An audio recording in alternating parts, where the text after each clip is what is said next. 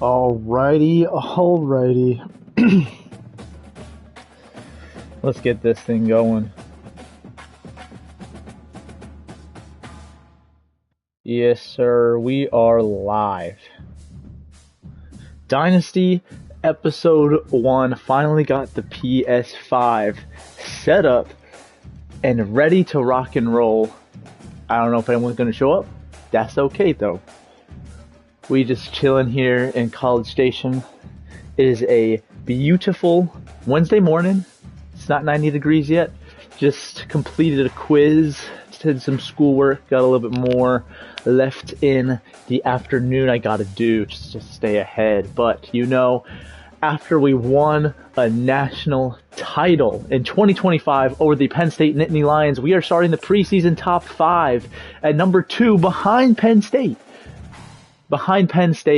As you can see there, our offense, right now I have it as a fear and shoot. I actually run an altered version of the A&M playbook, which is pro style, but I can't set that to my scheme, so I just change playbooks right before the game starts. Fear and shoot's the closest one, so it's just the easiest thing to do. Also, if you are here, pop up in the comments because I'll see it on my screen. Want to be able to talk to y'all because Lord knows I'm bored. All right. We checked out some of the new players on our team because being now in year 3 of a dynasty means that a lot of my roster, a lot of my guys, you know, have moved on to the NFL.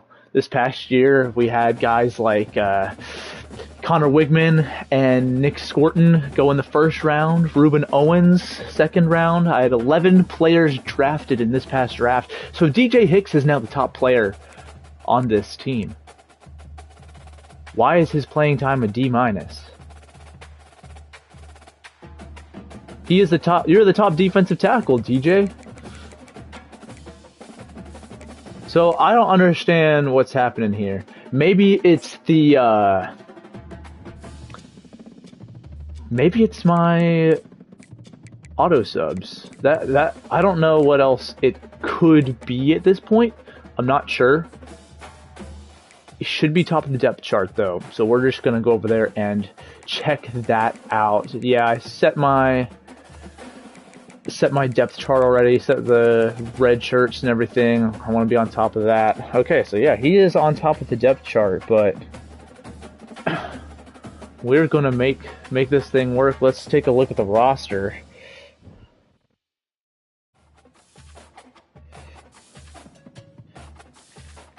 So we got Miles O'Neal, now third on the depth chart. Hasn't developed as fastly as I would have liked, or as I think he will in real life, quite frankly. I mean, his throw power, 94, that's got to be higher. Bro has a cannon on his arm. So right here, right now, we have a couple speed demons at quarterback, quite frankly. 99 throw power as well for Gallegos, our new starter, redshirt freshman. Whitted and Manzo coming in as true freshmen. Whitted was an athlete. He looks like he's going to be a stud. Problem is, you know, some of his skills are capped, which is just a bummer. Then you head over here. This Manzo, though, Manuel Manzo. Look at that elite development trait. I can get into recruiting because I have to set up my recruiting board in a second. But man, oh man, I think I have 5 guys in this past recruiting class. It was number 2 in the nation who had elite development trait. That means that they are going to develop at the fastest rate and become the best of the best players in all of college football. And look at that. Very high caps on all of his ratings. So this is a guy who's going to develop, and I mean, he can still get even faster. That's a crazy thing. I'm really looking forward to using him in a couple of years after he develops. It looks like he has some good abilities here, but of course, you know, I'm sure he'll develop more as the season goes on. At running back, only real guy here is Michael Harrison Pilot, free safety at Texas Tech after being a wide receiver at Houston, transferred in. I knew that he was a wide receiver at Houston and that he was an athlete coming out of high school, and so I moved him to running back. he was a 69 rated free safety and a 74 rated running back, and after 2 off seasons of development, he's a pretty solid receiving option back there.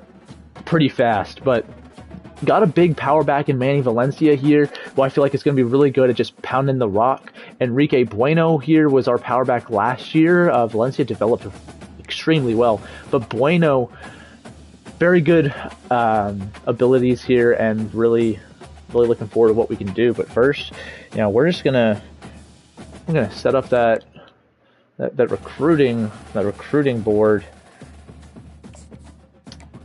Let's see here.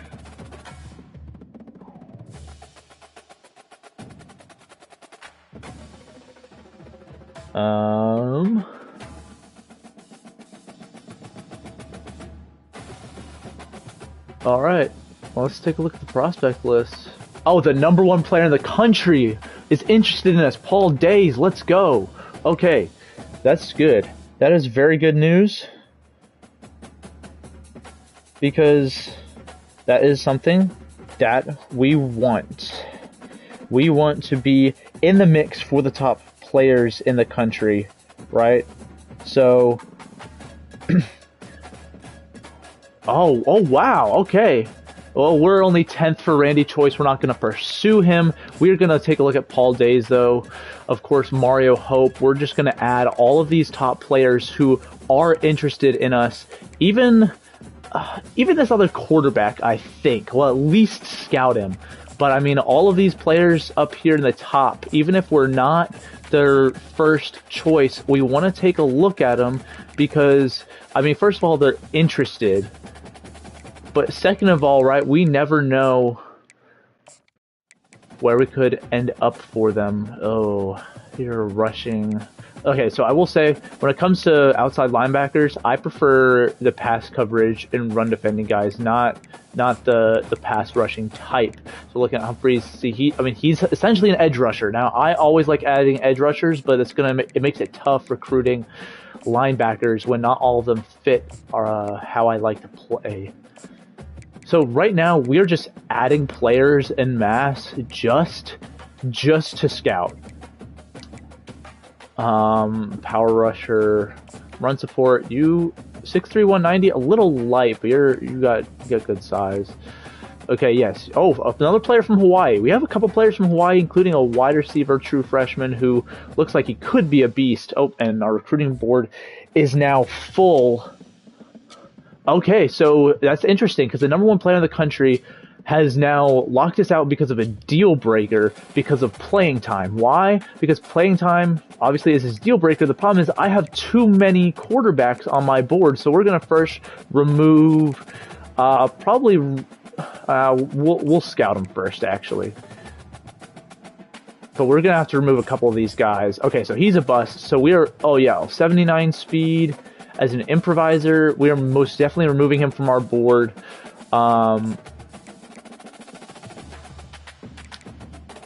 And we're probably going to remove Wilkins here because we don't have a pipeline for him. He looks solid, but... Okay, so even now, just having another quarterback on the board is going to be too much for his liking. Greg Khaled, we'll just scout him. Oh, another bust. Okay, so I am quite surprised, but I'm not that disappointed, I guess, because now Days has the playing time deal breaker that he needs, of a minimum for it, a B-. So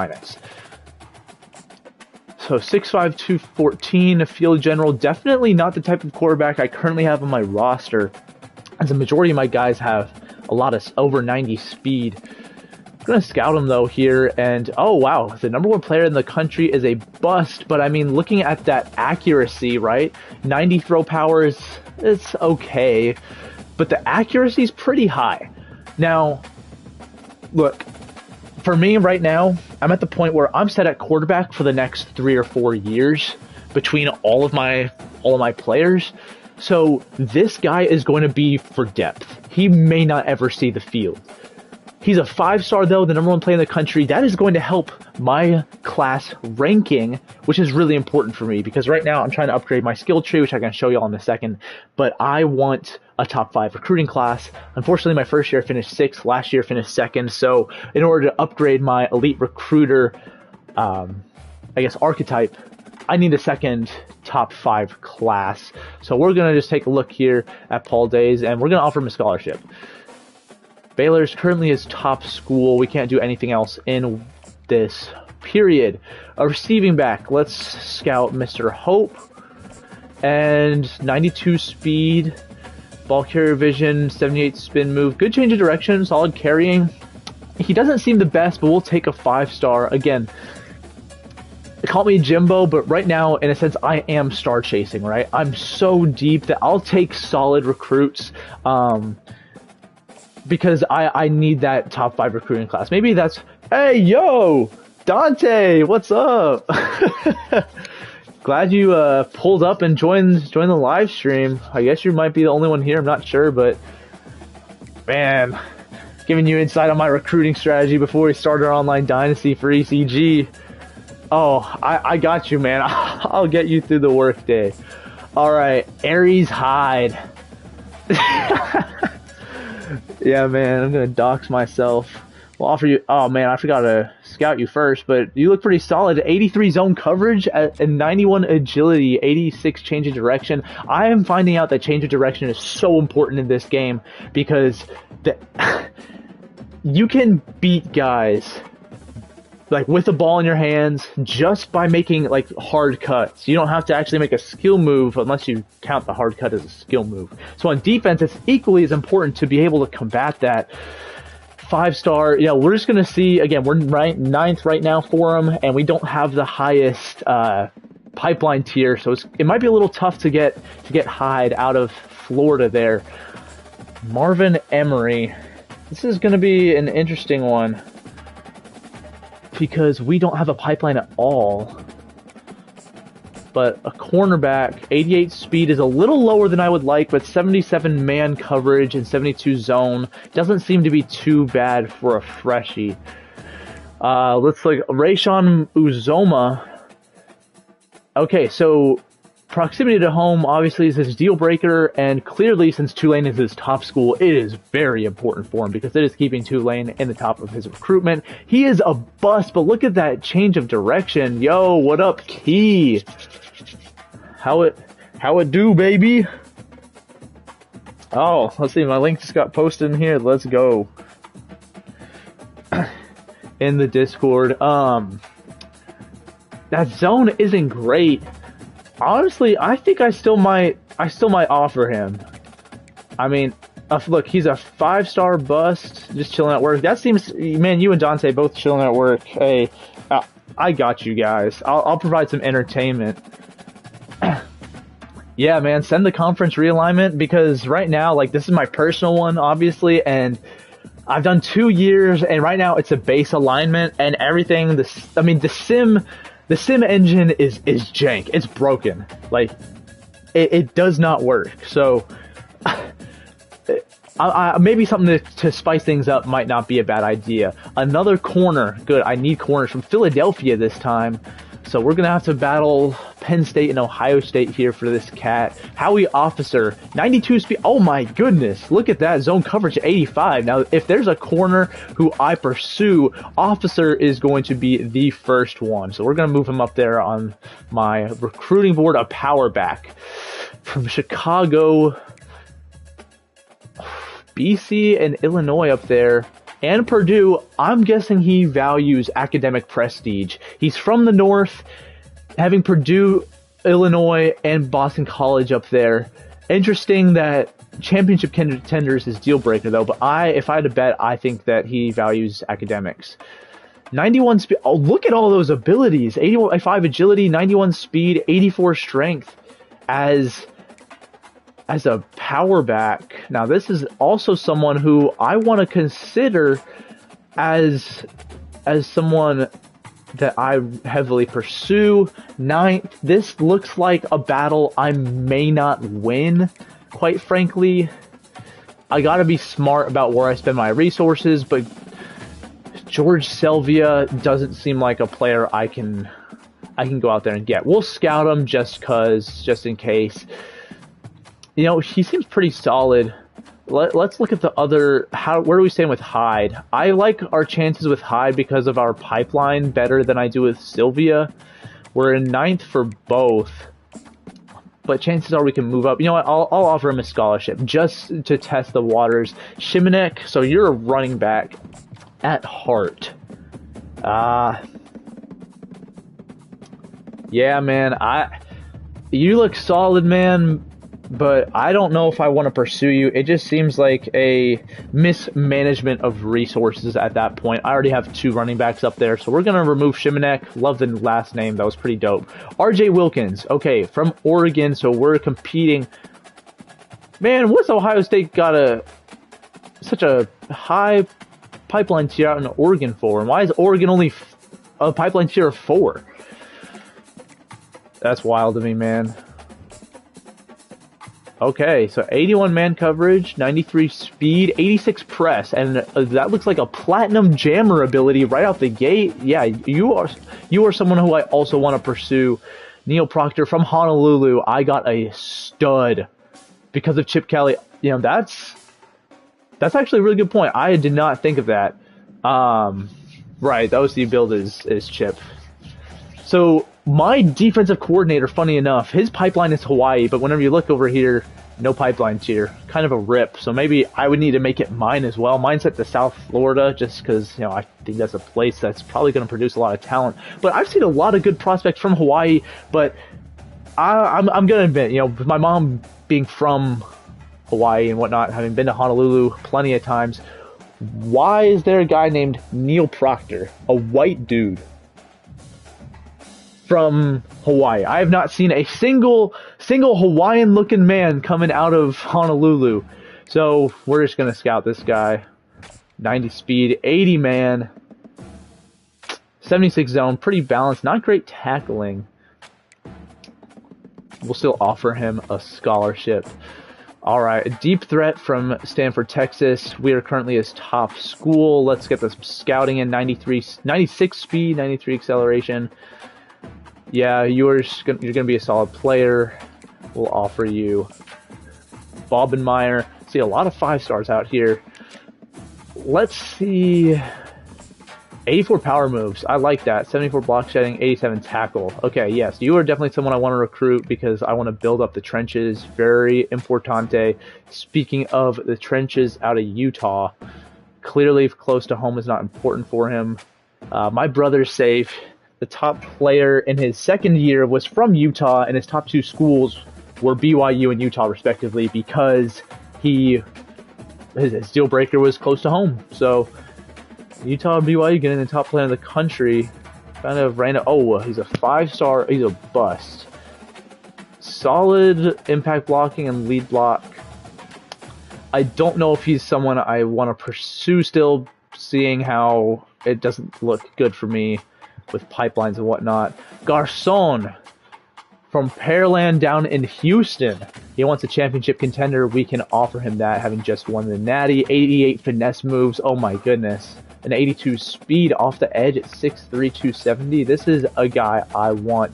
Grant, my boy. Oh, I'm helping everyone get through work. Wow. Hey Grant, whenever you get in College Station, let's run it up. Tavares Addison, another offensive guard, this time from Orlando. It's going to be tough to get him. You know, with all these 5-stars, it's very possible I'm not going to be able to actually get all of these guys because it is just a lot of points I have to put in week in and week out.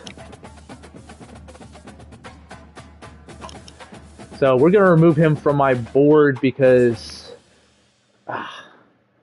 let's see. Oh, setting up dubs. Let's go. All right, so we're his top recruit out of Temple. Shout out my boy Andrew. Oh, and he's a gem. Okay, so look at that run block power, 93 strength. And he's a 4-star gem. We're offering a scholarship as his top school, so hopefully we can hang on to him. Larry Candidate from Georgia. I'm guessing that's from the Metro Atlanta area. I have no clue where Alpharetta is. Let's take a look. He's a bust. We are not going to get him, I don't think, especially with Georgia in there, so we're going to take him off our list. From West Des Moines, close to home, clearly important to him. Look at those top 4 schools: Iowa State, Iowa, Kansas State, Nebraska. See, these are just some of the things that you can infer when running a dynasty. Oh, and he's a gem. We got to pursue him. Look at that. Run block power, pass block power, both 83. This is someone we want to pursue 100%. From Oklahoma City, Deontay Kirkland. Okay, 74 zone, 76 man. That's pretty solid for a safety. We'll offer him just in case we're going to have to reload at safety at some point. Clay Humphreys from South Lake, probably South Lake Carroll, and he is a bust. 83 power moves. The thing is, we are going to move him to end, so even with that zone coverage there, I really couldn't care any less, because we are moving him to end should he commit. With Clemson there out of South Carolina, this is one I may not even scout at all.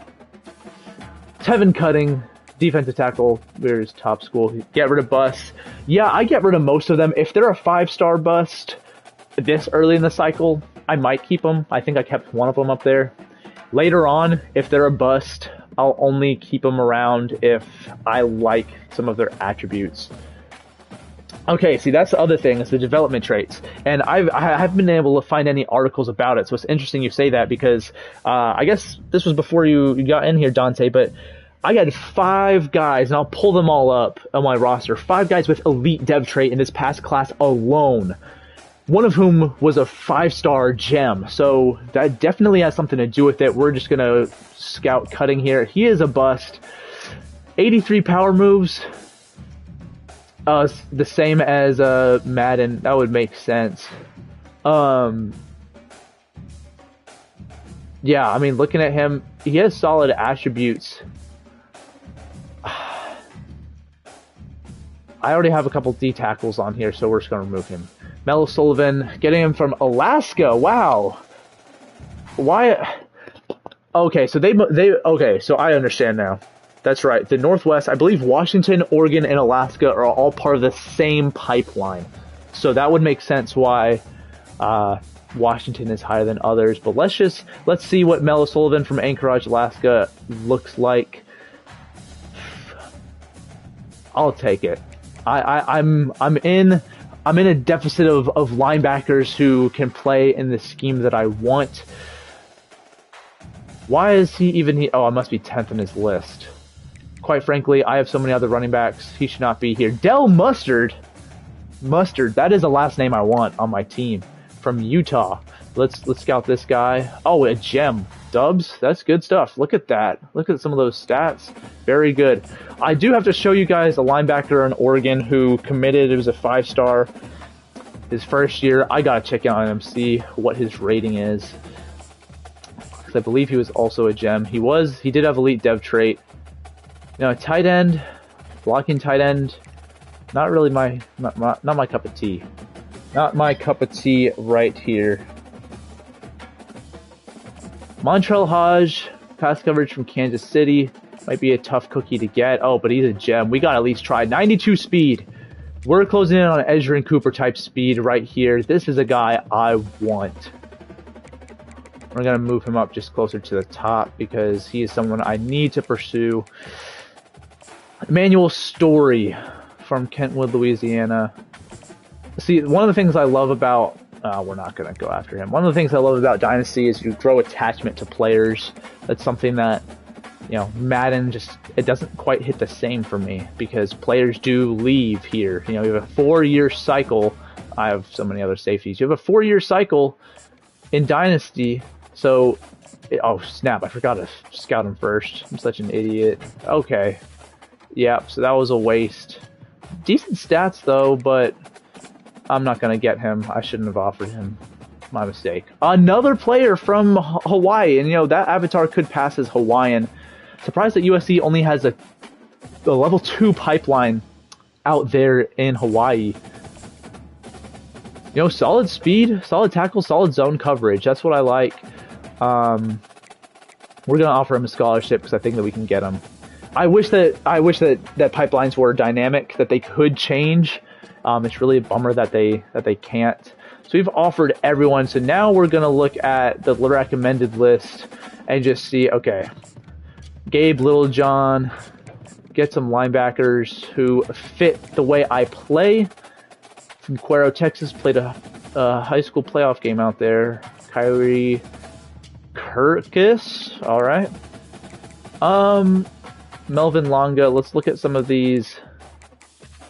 I don't need any other quarterbacks, not to mention the one I have targeted already would shut me out.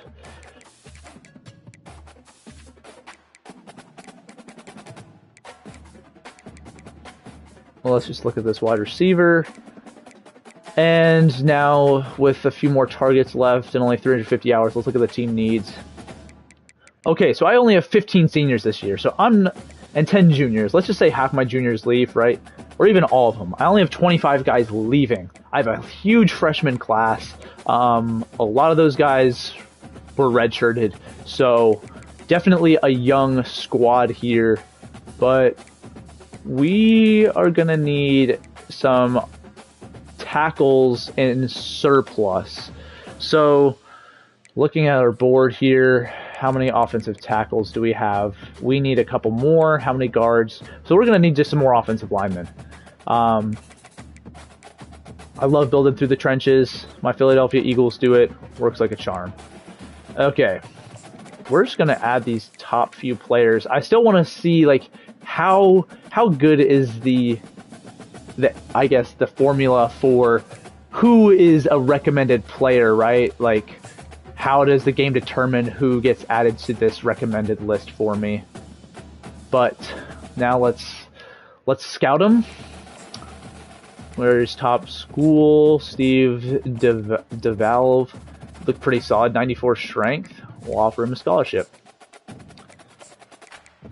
Honestly, recruiting is probably one of my favorite parts of this game. Was in 14 too. We'll offer you a scholarship. Y'all just both look solid, and I need numbers. Okay, so now this is where the scouting might be a little bit more important. I mean, not great speed, but I'll take it. Out of Cuero, Deshaun Ankra, a gem of a 4-star. All right, yes, we will offer you a scholarship and be pursuing you, Mr. Ankra. Alfonso Fasano, Italian sounding name out of Tomball. Another gem, okay.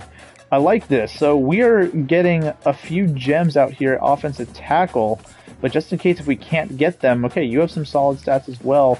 I need to just dole out these scholarships en masse. So no commitments yet. Is anyone committed across the country? No. I would have been very surprised. So now, I mean, I want to get all of my scouting done, so it's possible I just have to remove some of these players from my board. Okay, just like you. We're going to remove you because you also don't have that great of stats. Run stopper Dan Claiborne. Let's see what you got for me. And you are also a bust, not very fast either. For being a run stopper with 56 zone coverage, you are just not a player I want either. Corey Mady. Okay, so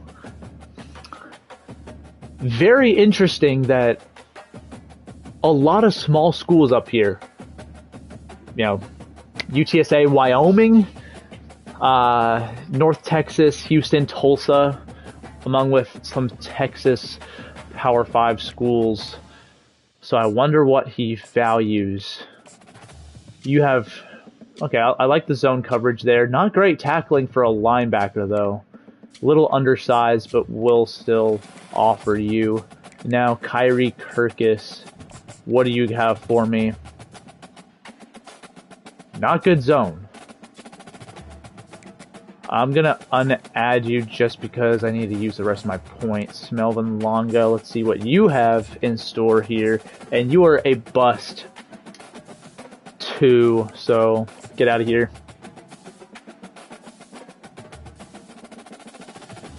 So Nick Diaz here, wide receiver, a deep threat from Magnolia. 96 acceleration, so that speed is going to be nice. 79 deep route, 88 spectacular catch. Yeah, 94 speed. This guy looks like he could be a solid player for us moving forward. What did I do with Manuel Chavez? How many safeties do I got? I am unadding Manuel. I'm sorry. I'm sorry, Manuel. So now I have a few more points. I can fully scout. That should be an offer 2 players. So now we're just going to take a look at some of the top players in the class. Yeah, even though we're 5th, we'll take a look at Caesar Toomer. That's a Tim Ciavi. Sounds kind of like ancient Latin, but what can you do? Caesar Toomer. Let's give you a old scouting, get to know you a little bit.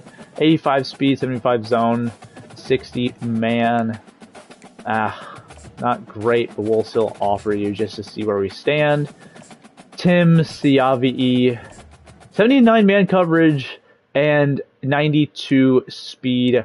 I like it. Out of Cyprus, where my boy Connor Wigman from. All right, so that's all of our points for the preseason. Now I'll just go back over my roster because we got a couple players here. Quarterback, Juan Gallegos, 96 speed, 99 throw power, stud. Right here, he may be the lowest rated quarterback on our roster, and I'm going to redshirt him, but he does have elite development trait. And look here at those skill caps. Potential is through the roof. Looking forward to using him in a year or two's time. Then we also have at running back here, George Guy has also the elite development trait. We are redshirting him as well. I still need to figure out, is redshirting, sitting the year, the best move for some of these guys with the elite development trait, or is it playing time out the gate, right? Because, obviously both of them are the lowest rated at their respective positions. Then I have a star, Manny Valencia here, who was buried in the depth chart this past year, but jumped a solid, I want to say it was like 9 or 10 ratings this past offseason after taking a red shirt. Nick Anderson, we got him through the transfer portal after year 1 out of Oklahoma. Also nabbed Matthew Golden from Texas, stealing from a rival. Jalen Moss, I forget where he transferred in from, but he also came in through the transfer portal. Micah Tease, Isaiah Williams, both real guys on this team. And Tony Mama, he took the number 12, so our 12th man is our special teams returner, and look at that speed, 97 speed, and he also has star development trait, and he went up 10 ratings this past offseason. We have Josh Brockle here, another elite development trait player, wide receiver this time from Kahuku, Hawaii. So my Hawaiian brothers are looking great so far. Deep at wide receiver, where we want to be. 99 speed guy right here. Just a lot of really solid players on defense. DJ Hicks leading that defensive line rotation. Really liking what we have. Pretty deep. Des Ricks was a stud for us in the playoffs last year on our road to the national championship game after a first round bye. He had 4 pick sixes. 4 pick sixes in 4 games. So this is on All-American difficulty, if anyone was wondering. It's very possible that after this season or mid-season I move up to Heisman, because now that I've gotten the hang of things, All-American at times can be a little too easy. Still having trouble with some of the defense stuff. Take a look at the schedule before I advance. We're hosting Boston College here, and I think it'll just be fun. Ranked team, Boston College, a little bit different. I like to schedule different teams every so often. We're playing at Akron. Akron is a team who I like their uniforms, and I want to potentially do a rebuild dynasty with them. So I want to play them just to see what their uniforms and stadium is like, as well as Memphis. Same exact thing. They're a little bit higher rated than Akron, especially to start. And I love their uniforms. Obviously, they were 3-9 last year, my save, but I want to see how what their environment is like, what their uniforms are, and then we're hosting Miami before we get into SEC play. We have Arkansas, then Ole Miss, and this is a nice little detail. ECG started with Akron. Yes, Akron's logo, their uniforms are clean. I really like it. Arkansas here, this is the detail that I really appreciate, right? In the first year in year one of the Dynasty, this game is played in Jerry's World up in Dallas. This reflects real life because now, like this year in 2024 is the last year that game is actually played at a neutral site. Starting in 2025 and onward, this game is going to be played on campus for both teams, alternating home and away. So, nice little detail that they got that right, that we are playing Arkansas on someone's campus rather than at a neutral site. Then we host Ole Miss, who had a disappointing year before heading back out to Vanderbilt. We're playing them on the road again, and really odd seeing some of the scheduling programming, because we're playing Vanderbilt on the road and hosting Tennessee, both for the second year in a row.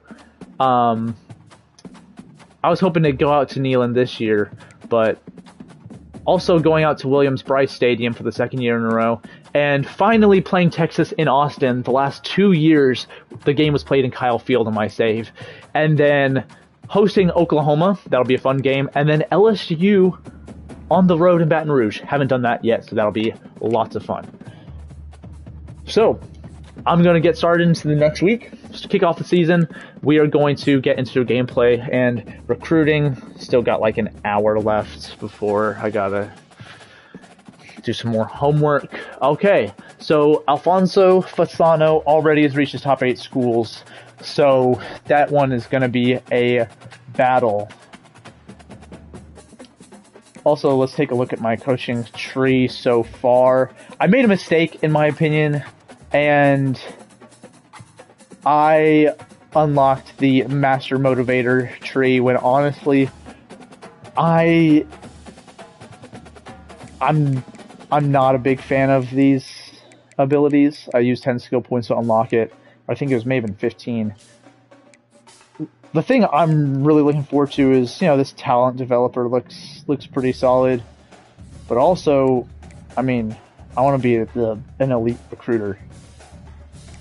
So that'd be quite nice. Boost to pipeline bonuses, ideal pitches, school grades have a larger impact, and additional interest for every 10 hours spent. Like, I want to be an elite recruiter. We have won 3 playoff games. So hopefully we can become a program builder soon. We're level 19 up there. The max is 50. A CEO, we are one national championship win away. We've won rivalry games. We just haven't spent anything in Tactician. Funny that some of those playoff games also count as bowl games. I guess it makes sense in real life, but never really occurred to me that that would be the case. Okay, so SMU and TCU have very big leads. He's clearly just more interested in them. I'm already taking the #1 player in the country off my board. We are now going to establish... we're going to look more here. Okay, so Ohio State, clearly... Ohio State and Penn State, that pipeline bonus, and even the pipeline bonus for Wisconsin is going to make a difference here. He's not someone I can contend with. We're removing him. It's cutthroat out here, guys. Cedric Norris, they're all recruiting him, but it looks like I was able to offer a little more than some of these other programs. We're gonna... I'm gonna recruit this. I'm gonna recruit him. We'll hit him with a solid 35 points. Mario Hope here, though. We are going to send the house. Want to establish a lead for him. Yeah, so Ohio State's probably going to win this recruitment as well. Taking him off. So even with Ole Miss and LSU there, I feel like, you know, just based off of some of those increases, I feel like this is a guy I can get. Thing is, I need to send maximum resources at Marvin here. Rayshon Uzoma. We're going to take him off. Montrell Hodge. So something about this is that recruiting, in my opinion, has to be super fluid. You have to be willing to cut your losses at any point in time. You can't get lost in the sauce. If you're too far behind, cut ties. Another player in George Selvia who I am still going to pursue, but I'm going to have to send everything I have at him. And what's interesting to note is that over time, my hours throughout the season have increased. I started with 800 in my first year, just based off of my team prestige. And I'm not going to be able to land RJ Wilkins, Ohio State, already. Okay, so now we're in a battle here for Neil Proctor from Honolulu. Can Washington, with their resources, contend with me and mine? I doubt it. SMU, wow. Big jump there. I wonder why that is.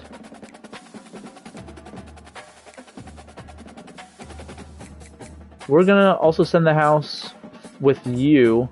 Not the full 65, though. Okay, so now we're in the lead for Mr. Bobbin Moyer. You're an important player to us. And I need to be a little bit more conservative with some of my points moving forward. Big jump there over Ohio State, even though everyone offered. This is someone who even though I just said I need to be more conservative, I have to pursue. This guy right here, we'll see how this... Oh, he's a gem. Recruiting in this game never gets old for me because it's new every year. It's a new puzzle. Okay, so we're moving up. I think that we can compete for this guy, but we're going to have to throw some heavy resources at him since we don't have a pipeline. I don't need that many safeties. Looks like Texas and I both are going after him. I'm only going to send 25 because it's okay if I don't pick him up. And Oregon, they have a pipeline there. It's going to be hard to compete. Same here, but it looks like we gained more ground than Oregon did this. And Dell is someone I want. Also, again, we gained more than USC there from this player from Hawaii. Okay, so Arkansas somehow is... He really likes Arkansas. We're just going to remove him from the board right away. Texas also offered him. We're just going to throw 25 at him. We need offensive tackles, so this is someone I'm going to prioritize. Oklahoma. Okay, I'm taking him off my board already. Anyone who is not being heavily recruited. Okay, we're the only one who is offered Bruce. So we're just going to start building on that lead. Oh my goodness. Okay, so Caesar Chumer is not coming here. So we can send the house at one other player. And I'm just going to go now by position. We're investing some resources. We have a couple tackles, but in case if we don't win them, I think I need to send it with someone who I also have a chance at getting, because I need to make sure I get probably 2 tackles in this class. Recruiting is now done. Not much else to do this week. We'll jump into a game first so I can get some gameplay in this stream. Okay, Dubs. So we have a lot of people cutting down. We're already in the top 5 for Montel Hodge. Hodge? Don't know. But we are his top school. We're top schools for a lot of these guys at this point, which is really good to see as they start to narrow down to their top 8. We're going to jump right in against Boston College here. Set our depth chart. We set our auto subs. Get our playbook ready to go. And I want to look at their uniforms. A little disappointed that I did not see them in Eric Rayweather's video have their special helmet or special uniforms with the bandana pattern. Kind of a bummer, but we'll rock. Wait a minute. No. I do not want y'all wearing your home uniforms. Y'all are on the road. Yep, that rocks to me right there. We are ready to play Boston College.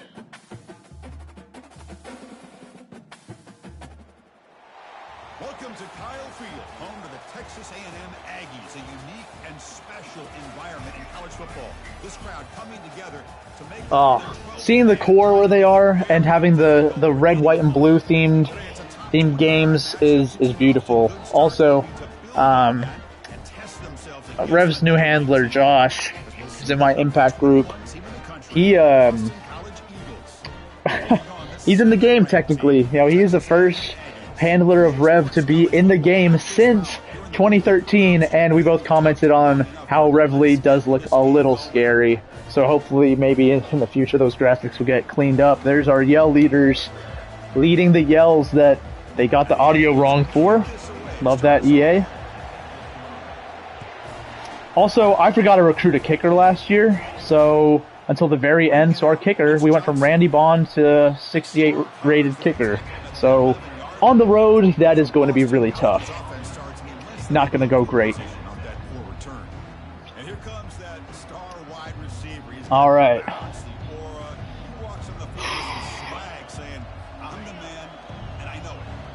We're back up to #1 in the toughness ranking, presumably after last season. Had a little bit of a dip at some point. Oh, they're going hurry up. Okay. Yeah, you're telling me, Grant. Randy Bond, he should have a good year this year. We'll see. This is Torian York's senior year. He just finished up his freshman campaign in real life for us. He's going to be a stud, and as you can see, he is the star underneath him because he is an impact player for us. You can see a couple out there at corner and one in the middle with DJ Hicks. And Gabe Brownlow-Dindy, I believe, got the tackle there. Also, why is DJ Hicks not number 13? I guess he changed his number. I just wasn't aware. The draw. Torian York, forced a fumble. Oh, but they fell on it. York has an ability that I want to say makes some of his hits more effective. We can take a look at some of the abilities over here. York is already on fire. Midline screen there, and that is shut down. Who made the tackle there? Number 25. Unfortunately, I'm not familiar with some of the play. Oh, I believe that was Javian Toviano, who transferred in from LSU this offseason. Wanted to play closer to home. Now Tony Mama back to return. Mama takes this one, 97 speed for a few yards. Our 12th man.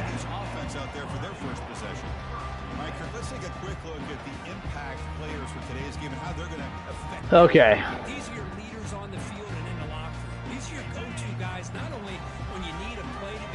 And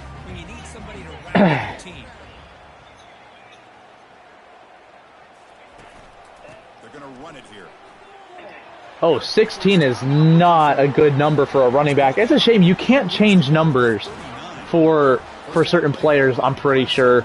I'll have to look at it. I'll have to change his number because that is not a good look personally. We're going to keep on toting the rock with Valencia. Okay, so good start to his collegiate career with his first career carries. And we are going to see if we can find him open. Oh, Harrison Pilot got subbed in. I do have auto subs turned up for running back, wide receiver, and along the defensive line to combat wear and tear. And we're going to have to throw this one away. It's interesting because Gallegos is much faster than Connor Wigman here, and so he's much more responsive in the pocket. We'll see how this trick play, little reverse goes, and they bit. He is wide open. Nick Anderson for the touchdown on the post. That play is kind of scuffed, by the way, if any of y'all are wondering. It is in the Wildcat formation. Some YouTubers used it. Pretty nice.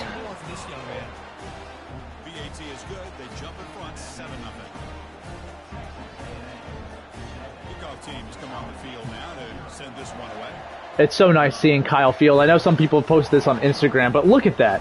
Look at that. The last time Kyle Field was in a game, the bowl was not complete. The corners, like everything about the stadium just looked so different. So I'm so excited having the stadium, the atmosphere that it has. Takes the handoff, runs it off left tackle. A lot of sweeps in this game. I'm not a personal fan of sweeps generally, but I guess it does fit what is happening in college football with the choice to make cuts at the right time. Oh, good PBU. Ricks on the outside there. 3rd and 9. We're going to play it a little conservative here with our coverage. Hopefully, Dante, I'm not giving you too much insight on how I run things. Can't give you a competitive edge in our Dynasty. Oh, yeah, and I just whiffed that tackle coming up with York. See, that's the thing is, once I can get my angles down, defense is going to be a whole lot easier. But I saw that. I made the right read. Terrible angle, though, coming up to try to make the tackle on 3rd and 9. Going into an empty set. We're sending pressure, though. Oh. And that is incredibly unfortunate and brutal. Georgia State winning 12-7 is kind of crazy. Oh man, he's being disrespectful with that dance right there. Not good. Not good. I am definitely prone to a big play or two. I played an FCS team last year. My schedule got really weird and I couldn't edit it for some reason. And so I had to play an FCS team. They were winning 28-14 through the first quarter. Now I ended up dropping 90 on their heads, but I am susceptible to a big play or two.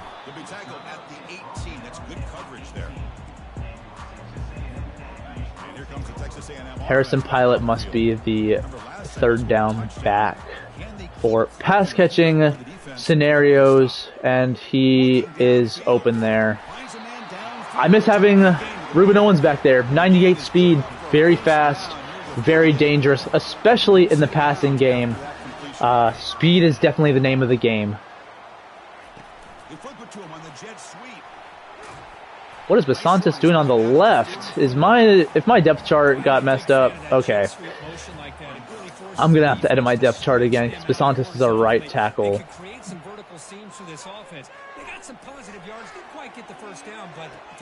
Secure catch that with Valencia. Biscuit in the basket. Good catch there. They have a very light box. Looks like they are in cover 2-man, at least that's what they're lined up in, which they did fake because they sent the safety and linebacker out there. Again, it looks like it's a cover 2-man look. Very light box. We're going to audible to a draw here, try to bait them in, and pick up a few solid yards there.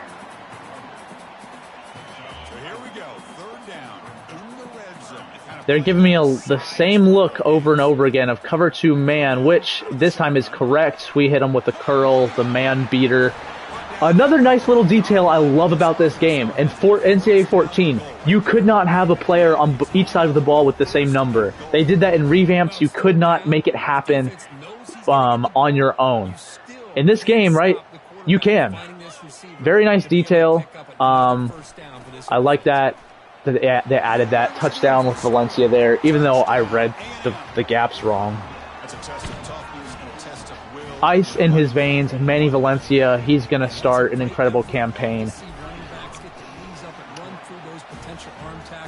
Good drive there. Now it's up to our defense to get another stop. Here's the kickoff team. Let's see if they give the returner opportunity to bring this back.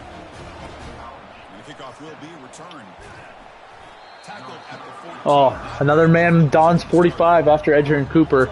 Got a picture with him at a spring game, and what a guy. We're going to disguise this blitz. And they're able to gain some solid yards on a 2nd and 3. Also, I will say, I don't know about anyone else, but feel free to comment if you also fall in this category. 3rd down defense has been incredibly difficult for me. What in the world? Direct snap. Okay. I did not know that was a play. They... Alright. Rock with me.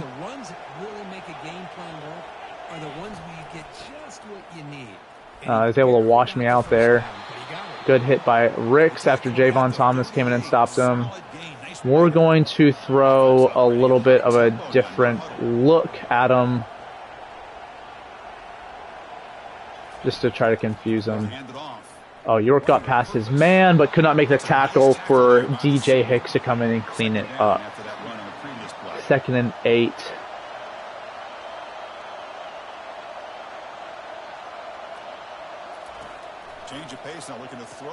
Quick out there, gains a few yards. Right there to make the tackle, though. We're going to bring the heat, but we're going to press them because of the short yardage situation. And they run the ball. DJ Hicks blows that thing up in the backfield, disrupting the play. That is the end of the 1st quarter with a good stop on defense.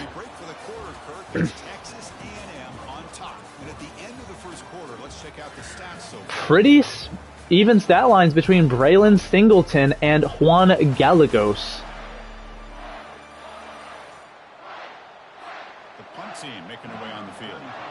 You can hear the Farmers Fight chant there, which is again not the correct audio. They got the yell wrong, and they did not block him. I thought I was going to be able to return that and not have to call for a fair catch, but clearly I was wrong. They are bunched in here, so we're going to try to beat them to the edge with Isaiah Williams, who gets us 8 solid yards, and we're just going to go quickly right here to Jaden Platt out in the flats to get a quick 1st down. Maybe and more.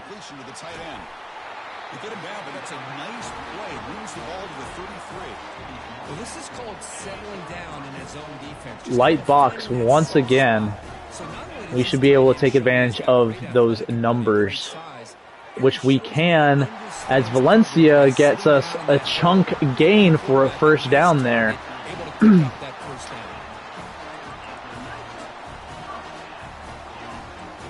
I'm right there with you, Grant, and don't worry about that. Yeah, no, it's so many times I get stops, and then it's 3rd and long, no less, and then I still fail to make a stop, and yeah, it's pretty brutal. Oh man, on the run to his not just the weak side but cross body. What a throw! That was on a rope. Oh, he does have off-platform magician, so he has even more responsiveness in the pocket, and platinum off-platform. So ultimate accuracy when throwing a cross body or back foot for receivers up to 40 yards downfield. Those abilities definitely kicked in there. I like how it's not like Madden and the abilities are not guarantees. Oh, shifty by Donovan Green, who, by the way, Donovan Green is so fun to use. He is a very reliable and very, very good tight end after the catch as well. Oh, that was a dangerous throw. I let him upfield too much. I do like having the max throw power here with Gallegos, though. And with the speed is very fun to use, and I threw it to the wrong guy, but he still caught it. I meant to hit Platt out there on the corner route because there was no one around him. Oh, I'm accidentally limiting myself there. You keep defending like that, and this offense could have 50 on you by the end of this game. Pin that message. Harrison Pilot in the game, and can't beat him to the edge, not to mention there's a holding penalty. We'll see if it gets called back or if they deny or decline it because of the loss of yardage. They do accept. So now we have a little bit more breathing room, which you could argue is a good thing.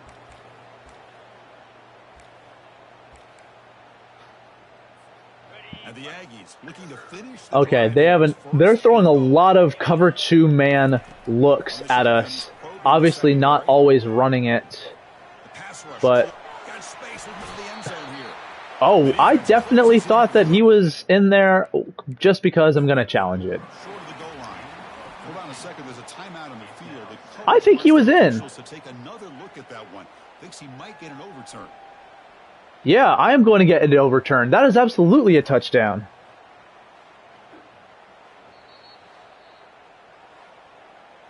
So the challenge doesn't work. Really? Wow, I am a little surprised. I thought that was a touchdown. I don't like that you can't audible certain players to have a zig route. Drops back from the shotgun, looking for an open man. Trying to create outside the pocket now. Having fun with this new responsive quarterback in the pocket in terms of his movement. This might be one where I just try to get outside, and yep, that's an easy touchdown. Walk into the corner for a rushing touchdown, Juan Gallegos. Or maybe it's Gallegos because of language and pronunciation.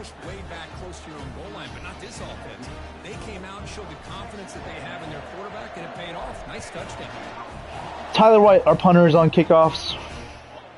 Much better than having our sucky freshman kicker out there.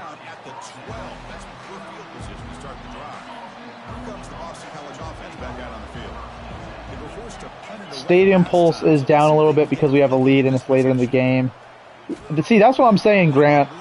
I did not see a knee down, quite frankly, at all. I didn't even think he was down, so that should have been overturned. That's the second time, though. Oh, and Torian York blows that up.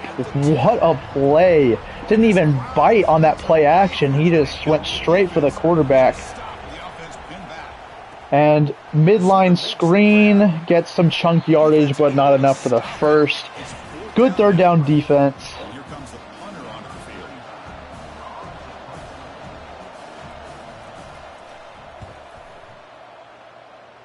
Tony Mama back, our 12th man. And again, the blocking on punt returns just not there. He did have 3 returns for a touchdown last year, earning Returner of the Year nominations. And he is going to be open on that cutback and was not able to make a man miss after the catch. Nick Anderson, as you can see, already has 58 yards and a touchdown on the day. We're going to hit Isaiah Williams here on the pop pass.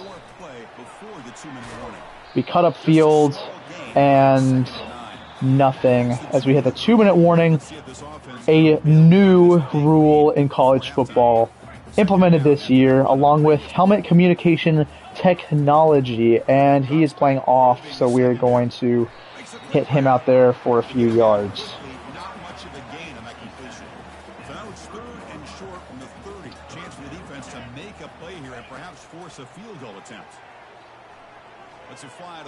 As we got him on the sideline out there, Isaiah Williams, good catch with a toe tap. Nick Anderson has outside shade and in for a touchdown. I'm definitely going to have to move up to Heisman soon. I figured out the controls and everything. I'm comfortable in the game now. All-American is beginning to be a little too easy.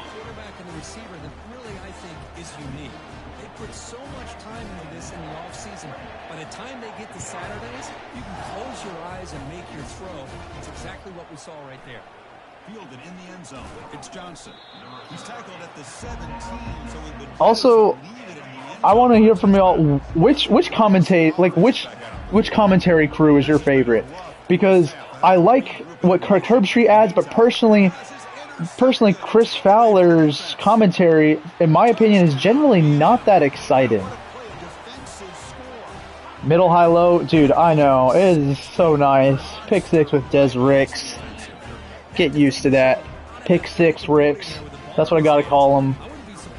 So many pick sixes. But yeah, middle, high, low. Great play. I love having the option with the corner, the seam, and then the dig. Just gives you a lot of options. You have the corner route as a man beater.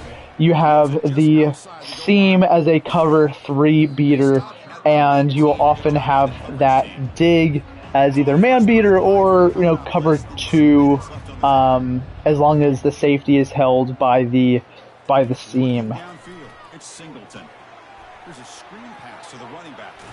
And they were able to get a first down there, called timeout after a screen gets them about 11 yards on the play. But yeah, I actually prefer the quote-unquote secondary commentator crew with Marty Smith, David Pollock, and other guy. I just blanked on his name. Sack with DJ Hicks. And both of our edge rushers. Brad Nessler, I believe. I forget. Oh, and he is left wide open out there. Why did Javon Thomas release him out there wide, outside the numbers? There was no one else out there, so he should have stuck on his man. Oh, and Javon Thomas, again, there just gets beat, toasted on man coverage, and we don't make the tackle. Again, it's the angles for me. I gotta get used to the speed of the game. I think if that's Madden, I think I'm taking good angles. But it's not Madden. The players move, like, faster. I just need to get used to angles.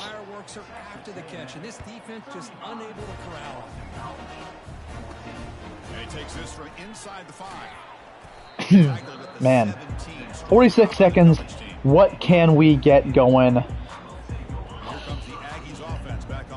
Cover 4, look, the corners have backed off. They are not in cover 4. They have blitzed, and I threw it to the wrong player. It's still caught. I meant to throw it to X. I accidentally hit triangle. Clearly the pressure got to me. They are in some sort of weird look with how off their players are, and that gets picked as that was underthrown. And now Gallegos has thrown his first interception of his career. Now they have a chance to get one back with 30 seconds left. Which they do, which means now we have a chance with 30 seconds left to also put 7 more points on the board. Not how I thought this last 2 minutes of the half would go. Pretty disappointing, if I say so myself. Until they came away with 7 points.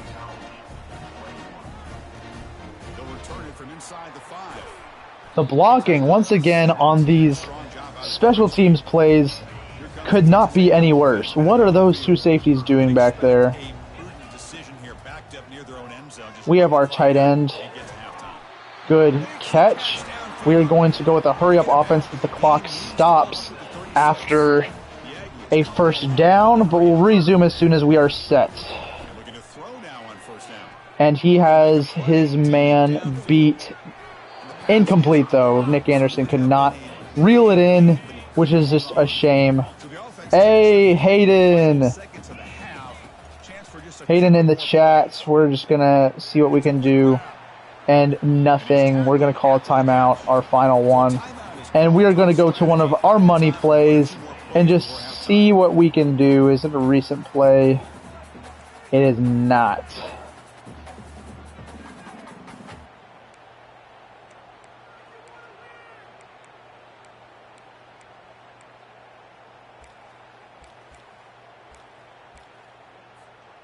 One more play before they head to This middle high-low. We send the tight end on a streak to hold the safety, but the safety is an idiot and does not even run with him, so that is... Whew! a dime on the last play of the half to Donovan Green because the safety came up to defend that post, leaving the go route in the middle of the field wide open. That is how you beat that kind of coverage. Or it was cover 3, and his responsibility was a short zone rather than a deep zone. If that's the case, and he had to come up, the outside corner was distracted by that fly route on the right side. Thank you, Grant. Dude, if you understand coverages, it is easy to pick apart some of these defenses. Certain plays, especially from Madden, that middle high-low play right there was the exact play I use on Madden, same adjustments I make. You send that tight end who can burn a defense deep, and he holds the safety, leaving the post open, or he himself gets open downfield. It's beautiful work.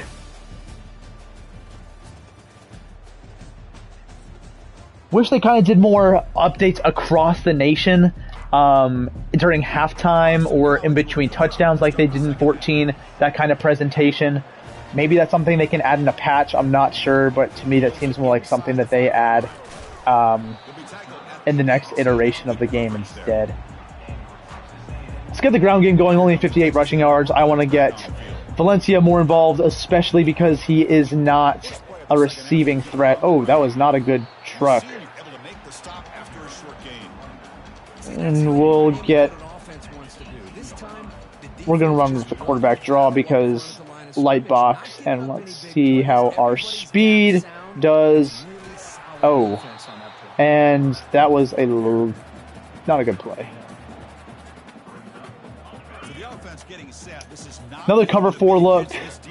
Light box. We're going to run the ball. I don't think they're expecting this. Okay, the blocking there was lovely. As that linebacker, if you saw, was about to hit the hole that I was about to, so I had to cut it back. We're going to go for it. Balls to the wall. Our tight end, Donovan Green, is wide open. That route is money. The out route with Donovan Green, a reliable pass catcher. He has almost 150 yards now on the day. He is on fire. Hard to stop him once you get him going. Oh, and we are blitzed and sacked. The offensive line was not there to help out. And we are going to have to find more ways to move the ball. And he'll set up to throw. Donovan Green, reliable as ever. And I got to plug in my headset.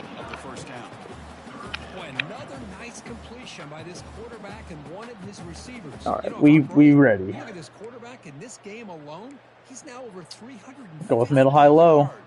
What a game. They are aligned in man coverage. We're still going to send Donovan Green on the slant. If this is man coverage, Nick Anderson should be open on the fade. It is, and so is he. I guess I didn't take a good enough angle, or the throw just was inaccurate. Maybe some of the pressure got to Gallegos. Platt should be open here. He is. But he is not able to get the first down, which is really unfortunate. I should have done a custom stem to at least get him to the sticks before he broke his route out.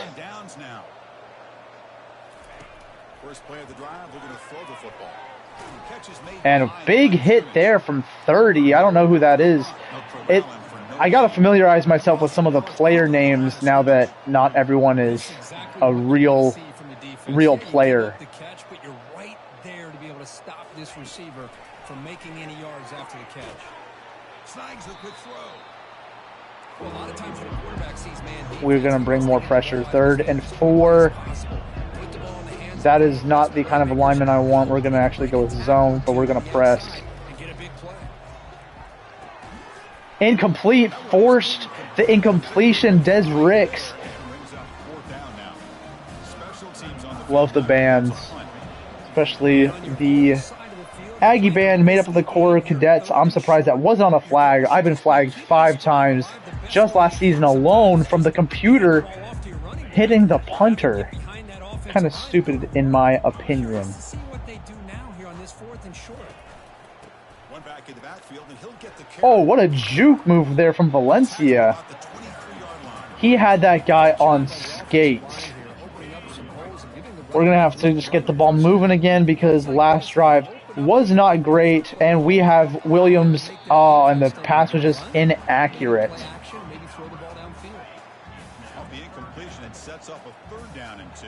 Isaiah Williams was open. We're going to And they pick up the first on the ground. pound the rock here for the first down with Valencia.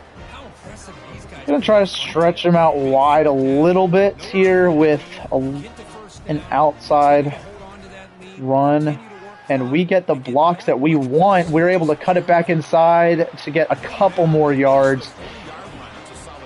I'm going to pull a guard here, see how they respond. Ball handed off. Harrison Pilot, the former free safety at Tech, gets 4. They're in a cover 3 look with off. More of a cover 1. Sometimes a cover 3. They press their corners, but they're blitzing. We have him short and quick. Isaiah Williams, money for the first down. He has proven to be very reliable for me. And this looks like they're blitzing in a cover 0 look, which they are. But Harrison Pilot wasn't able to get outside quickly enough, but is able to pick up 7. The 1-2 combo of Valencia and Harrison Pilot is dangerous, as we have right in between zones Donovan Green for the first down underneath. We have been able to dominate time of possession and just choke out any oxygen that their offense had. Boston College. Oh, armbar right there. What a stiff arm from Valencia. I like it.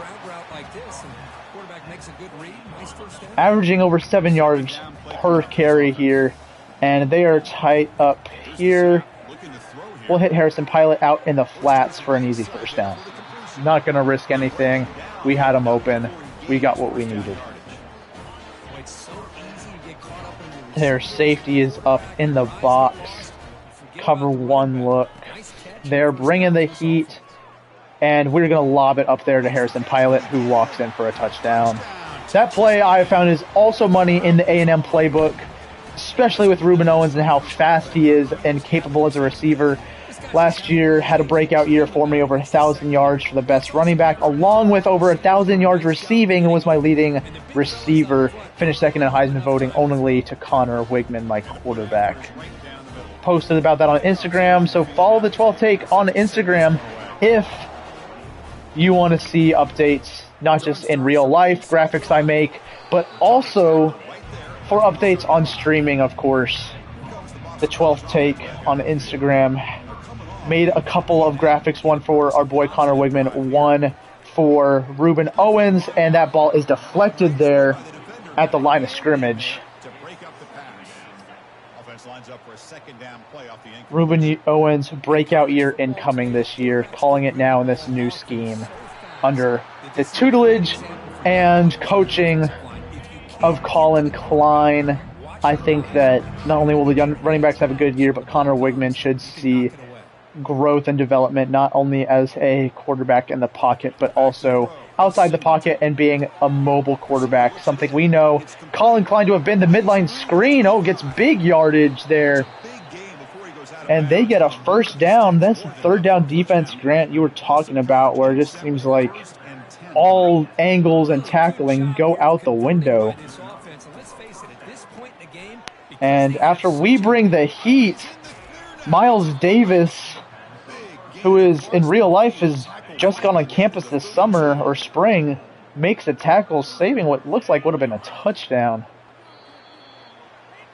Both of my safeties, Miles Davis and Jordan Pride, both incoming 4-stars in the class of 2024 for Texas A&M, both studs, and I'm excited to see how their careers as Aggies pan out, because they are both going to be studs, part of Mike Elko's first recruiting class, that he was able to, salvage makes it seem like he wasn't able to scrounge up much, but after after Jimbo Fisher was removed and Mike Elko brought in, he was able to not only retain a lot of key pieces, but add a lot of really solid players. Pride and Davis part of that first class for Mike Elko, and I'm excited for what they can do in the future because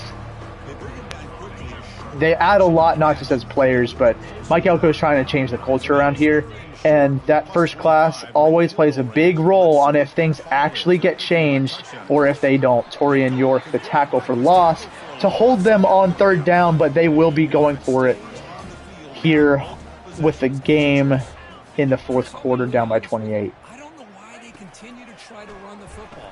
All about And they get it wide open in that zone after I brought pressure. My goodness, losing my voice.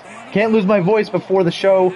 Tonight, tune in to East Coast Gridiron on YouTube. We'll be live streaming. We're going over Clemson record predictions as well as, good tackle by Torian York in the backfield, as well as SEC and Sun Belt predictions for winners and runner-ups, and going over any other college football storylines from the last week or so this offseason. York able to get a sack there, along with Bo Wolford. But yeah, tune into East Coast Gridiron tonight at 7 p.m. Central Time. You'd want to be there, don't want to miss it. I will be there. And if that's not enough for you, then tune in to meet some of the other guys, because hopefully in totality we will be enough to draw you in and get you hooked on some compelling sports takes and engaging commentary on college football, as JB Toviano, the transfer from LSU, gets a pick six in his first game in the maroon and white at Kyle Field. Touchdown Aggies with that house call ability. Beautiful, just beautiful. 56-21 against Boston College, a ranked win. And also, this just popped in my head, y'all gotta tell me that the college football playoff AI for ranking is terrible. It's absolutely scuffed. I was the only undefeated team, right? The only undefeated team. And not only was I the number 2 seed in the college football playoffs, I was a 2 seed behind a 3-loss Clemson team. And not only that, I was the 5th ranked team in the AP poll. I was ranked behind a number 4 Notre Dame team who is 8-4. 8-4 versus 12-0, and I beat Notre Dame by 60 earlier on in the season. So it's not like the rankings are scuffed. Grant, the kicking meter, I really like it. It's so difficult on the road, though. So difficult on the road. I like the meter in and of itself. I like how it works. But on the road, boy, like, it's so difficult. Even with Randy Bond, who had over 90 power and 84 accuracy, I think, very difficult on the road. With this true freshman kicker who's like 68 rated, I am screwed. I don't want to find out what it's like to try to kick a field goal on the road with him, because I'm sure that it's just going to be impossible. Very difficult, but I think it's good, but maybe a little too hard at times, because I mean, I couldn't make a kick on the road, which could be realistic. I'm not sure. I just feel like, sure, it's a lower percentage, like in real life, but shouldn't be 0. And yes, my conversion rate in Bryant-Denny Stadium last year against Bama, which I thumped them, but my field goal percentage was 0% on 2 attempts with Randy Bond. And see, they made one right there. So, yeah, maybe the stadium's just quiet because I'm whooping them, but I do like the new kicking meter, but I think you can, I'm pretty sure you can change the kicking meter in the settings. Did we put our backups in? We did not. They had a brilliant touchdown drive last time, mixing the run and the pass. Can they keep that going again? Oh, good truck. say this run is pretty emblematic of what we've seen all day long. No matter what they've done on offense, the guys up front have controlled. Let's continue to pound the rock. Given a quarterback time to throw, they've been able to run really whatever they wanted to. That's why the points are going up on the board. Right now, the psyche of this offense. Enrique Bueno, former 5-star, was their goal line back last year with a lot of our goal line touches and touchdowns, getting his first carry of the season. He was our third highest rated back last year, only behind Ruben Owens and Amari Daniels. Both of them went to the draft. Meanwhile, he is now the backup to Valencia because Valencia just progressed that much faster. Just developed a lot better. Gonna hit Moss here on the touch pass, see if he can get the edge on these guys. And instead, I'm gonna have him cut up early because I'm gonna follow my blocks.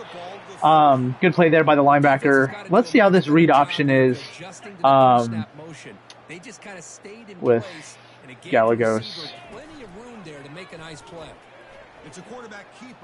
And I should not have kept that ball, obviously. Should have handed it off, but I wanted to see what it would be like with Gallegos taken off.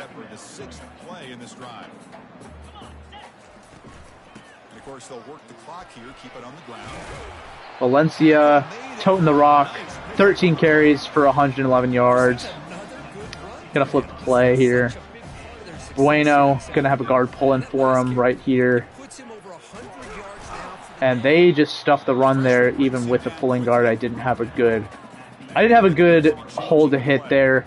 Harrison Pilot, not the kind of back I necessarily want on this kind of sweep. Oh my gosh, maybe it is, because he's taking it to the house after getting nearly tackled in the backfield. That sweep worked to perfection as we got around all of them. Harrison Pilot averaging nearly 5 yards a carry. Oh my gosh! Okay, so that is the downside of having a sucky kicker. Is stuff like that happens.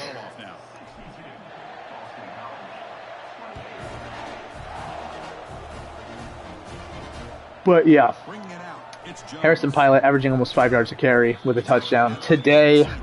That's 3 ball carriers now with a touchdown, as Valencia, Gallegos, and Harrison Pilot all have touchdowns, along with 2 pick sixes from Desrix and Javian Toviano. We read that like a book, just sitting there waiting for him, as they only gain 1 Torian York right there to make a play.